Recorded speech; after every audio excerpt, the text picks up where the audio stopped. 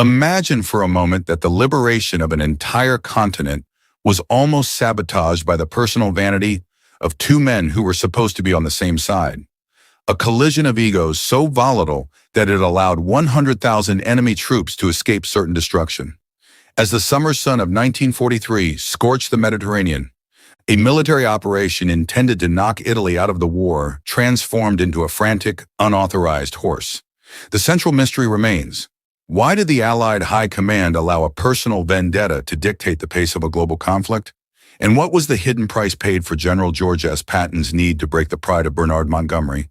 The exact date was January 12, 1943, when the cold Atlantic winds whipped against the walls of the Anfa Hotel in Casablanca, where the architects of victory met to decide the fate of the soft underbelly of Hitler's Europe.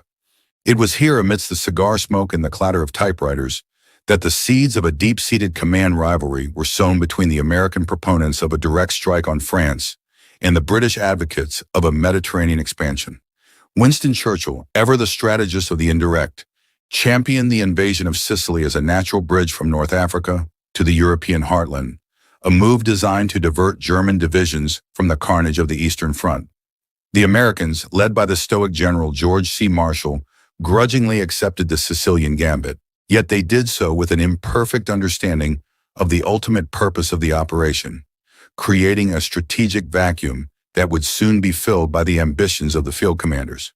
This lack of a unified vision left Operation Husky, the code name for the invasion, vulnerable to the friction of command archetypes. On one side stood Bernard Law Montgomery, the Spartan general, a man who prioritized the safety of his men through meticulous, methodical planning that often bordered on the glacial.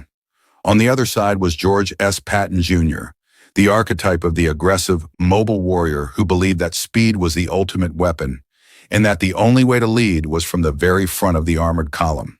Their relationship was doomed before a single boot hit the sand, largely because the British High Command viewed the Americans as junior partners who had yet to prove their mettle after the humiliating debacle at Kasserine Pass. General Sir Harold Alexander, the overall commander of the ground forces, shared this distrust, and his initial operational plan reflected a blatant anti-American bias that relegated Patton's 7th Army to a secondary, supporting role while Montgomery's 8th Army was given the primary objective, the ancient port city of Messina. The invasion began under a cloak of chaos on the night of July 9, 1943, as a fierce Mediterranean storm, a Maranzano wind, whipped the sea into a frenzy and scattered the Allied airborne forces like autumn leaves across the rugged Sicilian interior. Operation Ladbroke, the British glider assault, turned into a nightmare of navigation as high winds and friendly naval fire sent dozens of gliders plunging into the dark, cold waves, drowning hundreds of paratroopers before they could even draw their weapons. To the west, the American 82nd Airborne Division fared little better, with paratroopers dropped miles from their intended zones, yet this very chaos became a tactical asset as small, isolated groups of citizen soldiers began attacking crossroads and bridges, creating a psychological panic among the Italian coastal defenders. As the sun rose on July 10th, the largest amphibious armada in the history of warfare loomed off the Sicilian coast, landing over 160,000 troops across a 100-mile front. George Patton, resplendent in an immaculate uniform and carrying his signature ivory-handled pistols, waded into the surf at Gela on the second day of the landings, personally intervening as the Tiger tanks of the Hermann Göring Panzer Division attempted to crush the American beachhead. It was a calculated act of leadership intended to showcase American combat efficacy to a skeptical British leadership. But even as the Americans consolidated their positions, a secret signal was being sent that would shatter the fragile unity of the coalition.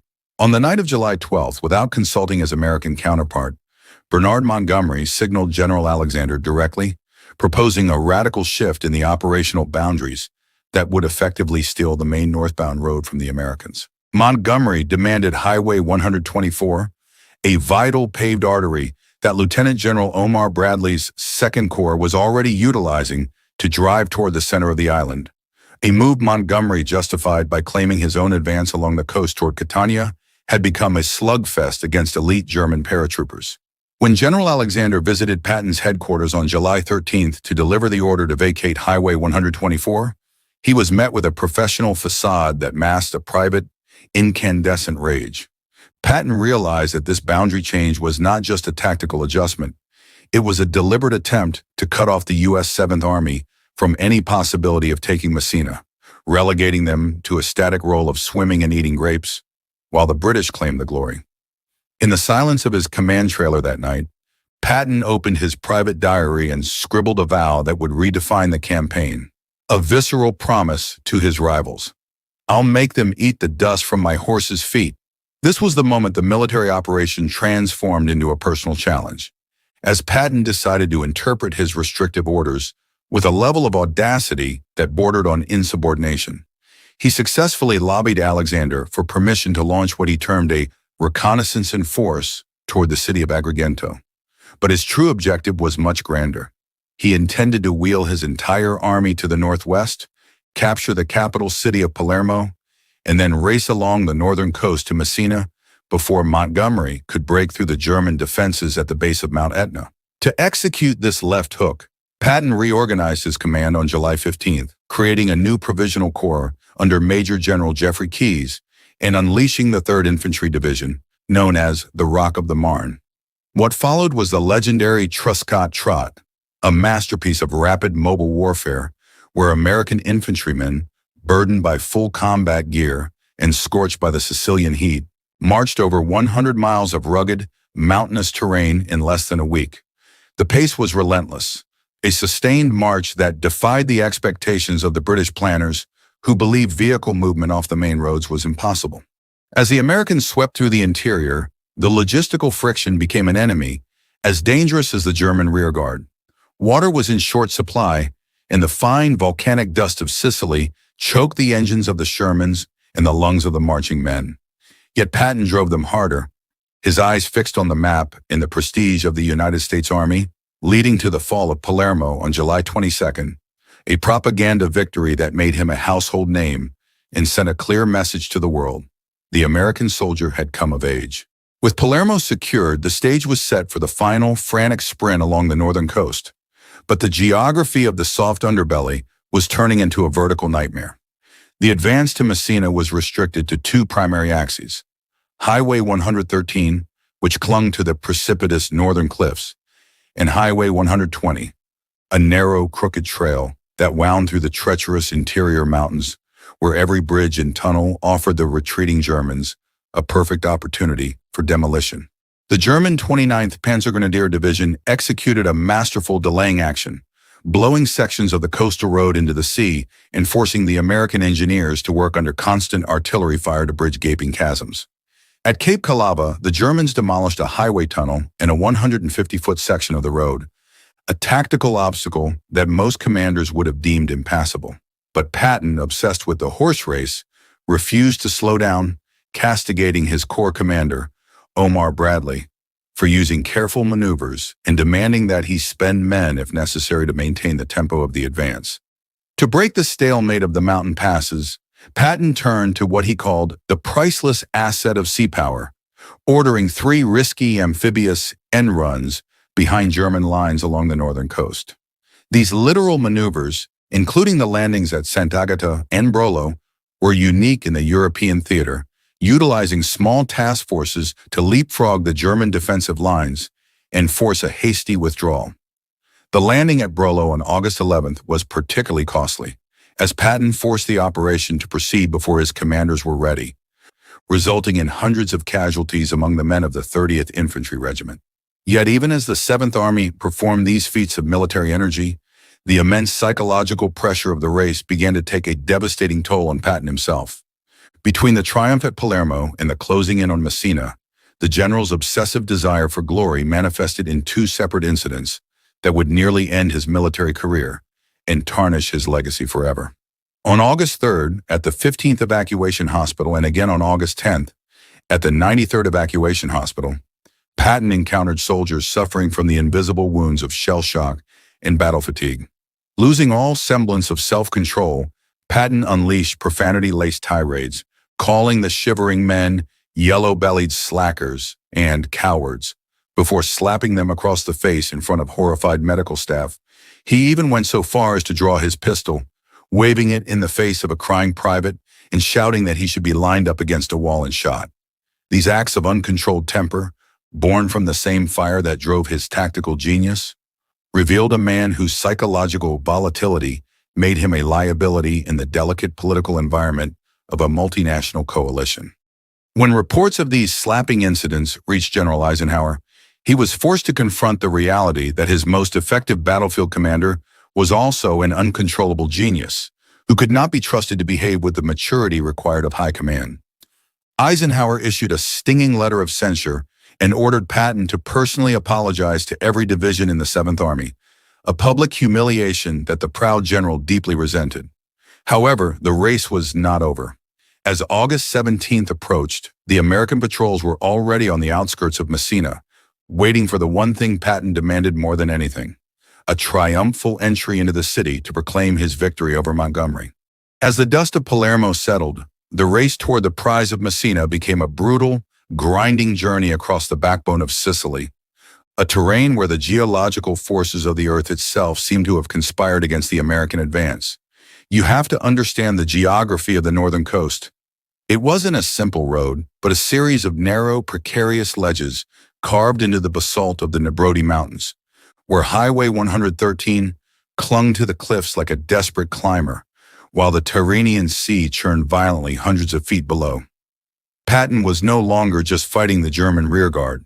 He was fighting time, and he was fighting a landscape that his own engineers described as an endless series of natural fortresses. Every bridge blown by the retreating German 29th Panzergrenadier Division meant a bypass through a dry riverbed or a slow, agonizing climb over a mountain ridge. Yet the order from the 7th Army Command remained unchanged: go forward. The tactical heart of this struggle lay in the shadows of the Etna Line, a formidable defensive network where General Hans Valentin Hube had anchored his elite paratroopers and armored grenadiers to bleed the Allies white. While Montgomery's 8th Army found itself perpetually stalled in the malarial marshes of the Catania Plain, Patton pushed his 2nd Corps into the interior, toward a mountain stronghold that would become synonymous with American grit: the town of Troina.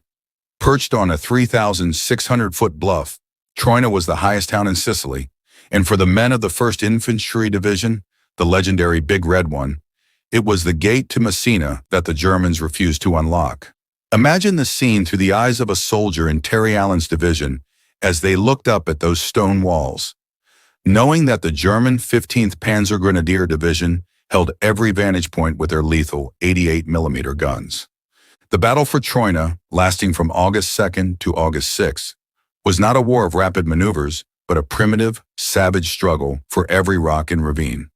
Tactical intelligence reports from the G2 journals show that the Germans had reinforced the ridge with the 129th Panzergrenadier Regiment, creating a killing zone where the Americans were forced to attack up trackless, hilly terrain that favored the defender in every possible way. At Monte Basilio, 2 miles north of the town, the 26th Infantry Regiment found itself completely cut off, surrounded by Axis forces and forced to rely on desperate airdrops for food and ammunition.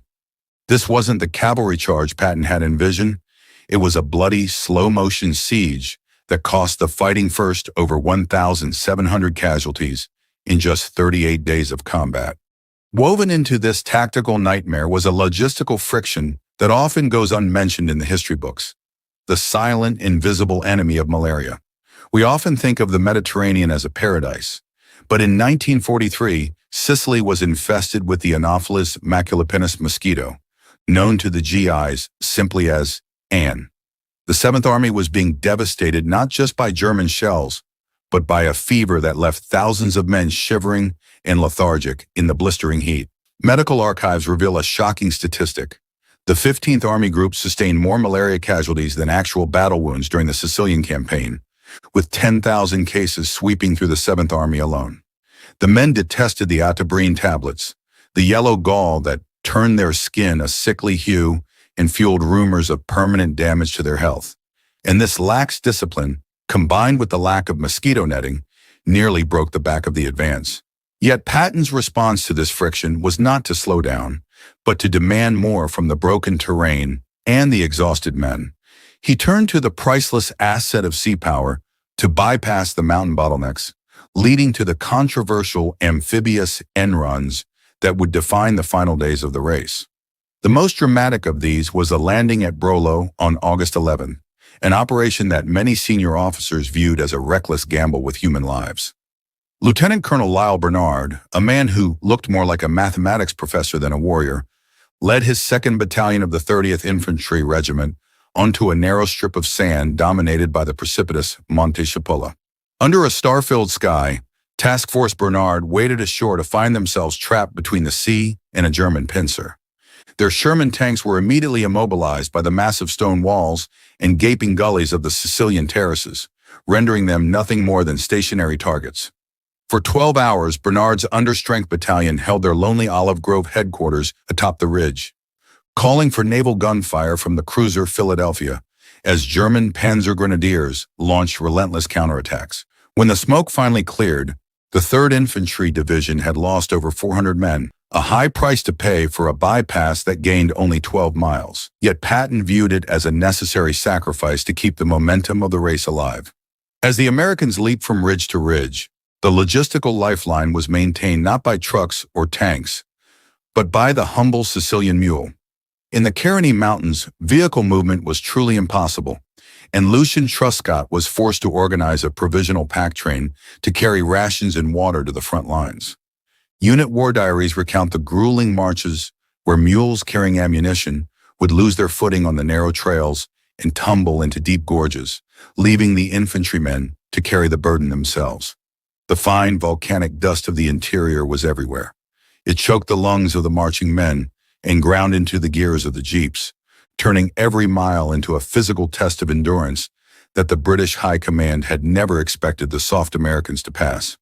But while Patton and Montgomery were fixated on the finish line at Messina, the enemy was preparing one of the most brilliant disappearing acts in military history. Field Marshal Albert Kesselring had realized by early August that Sicily was lost, and he began executing Operation Lehrgang, a meticulously planned evacuation across the treacherous straits of Messina.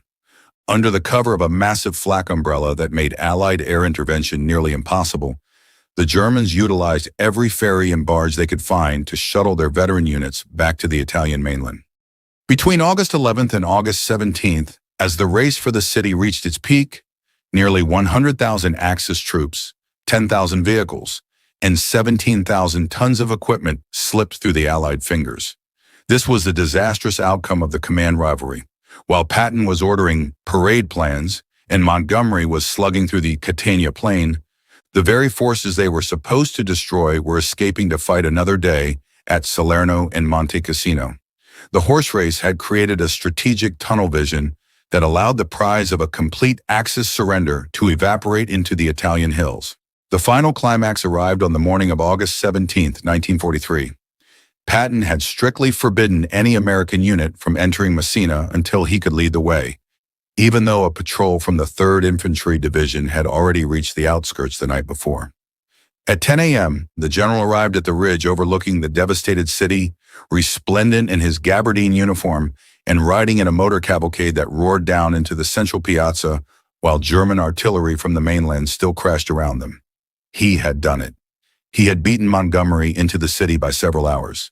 The moment of entry is often depicted in Hollywood as a scene of smug triumph where Patton smirks at a defeated Montgomery, but the historical reality was more nuanced and perhaps more biting. Montgomery didn't even show up. Instead, Patton was greeted by a British armored column led by Brigadier J.C. Curry, who had landed south of the city. Curry, ever the professional, saluted the American general and remarked with a touch of British understatement, "General, it was a jolly good race. I congratulate you." In that one sentence, the entire Sicilian campaign was summarized, not as a cohesive military operation, but as a sporting event where the stakes were national pride and the egos of two commanders. But the victory was hollow, and the bill for Patton's behavior was about to come due. As the American flags were raised over the rubble of Messina, the reports of the slapping incidents at the evacuation hospitals were making their way to General Eisenhower's desk. Eisenhower was horrified, realizing that Patton's uncontrollable genius had crossed a line that the American public and the Allied coalition could not ignore. The man who had just won the greatest land race of the war was about to be sidelined. sent into a professional exile that would last for months, while the world prepared for the liberation of France. Patton was ordered to personally apologize to the men he had humiliated, a scene of public contrition that he deeply loathed. At the bivouac of the 1st Infantry Division, he was met with a stony silence and even a few boos, a sharp contrast to the enthusiastic reception from his old 2nd Armored Division. He wrote in his diary that night that it was a commentary on justice that an army commander had to soft-soap a skulker, showing that even after the public apology, the fire of his pride remained unextinguished. Looking back at the Messina race, we must ask ourselves, what was the true cost of this command collision? Did the race to prove American combat efficacy actually prolong the war by allowing Kesselring's divisions to escape? The answer lies in the bloodied slopes of the Italian peninsula that awaited the Allies in the coming months. Operation Husky had proved that the American soldier was the equal of any in the world, and it had established the United States as the dominant partner in the liberation of Europe. It showed that the era of British seniority was ending, and the era of American industrial and military might had truly begun. But it also left us with the enduring enigma of George S. Patton, a man who could traverse the impassable mountains of Sicily with astonishing speed, yet could not navigate the basic requirements of human empathy. He was a general who saw war as a horse race, and his subordinates as the horses he was willing to spend to cross the finish line first. In the end, the race to Messina wasn't just about a city.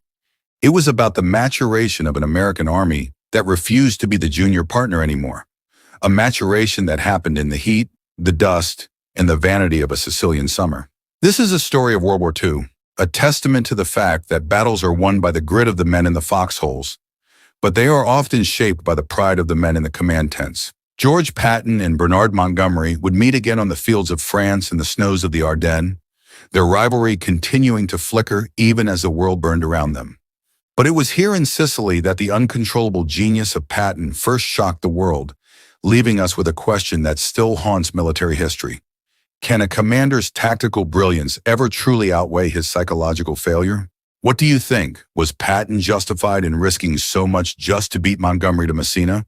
Or did his ego cost the Allies a chance to end the Mediterranean War months earlier? Let us know your thoughts in the comments below, and don't forget to subscribe and hit the notification bell.